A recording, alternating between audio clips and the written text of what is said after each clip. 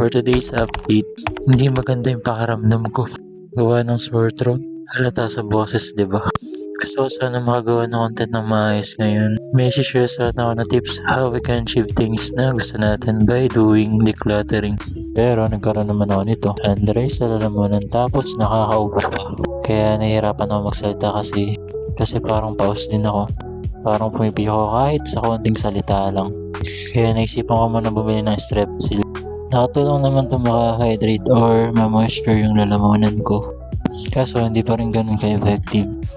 Nauubo pa rin ako. Kaya bukas bibili ako ng Ascop Lagundi yung liquid. Kasi yan talaga yung nakatulong sa akin kapag nakakaramdam ako ng ganito. Meron kasi siyang built-in cooling effect sa lungs kapag iniinom ko siya. At gumaganda talaga yung pakiramdam ko kapag yun yung iniinom ko. Ayun lang. For day 13 of 365. Bukas ulit mga boss.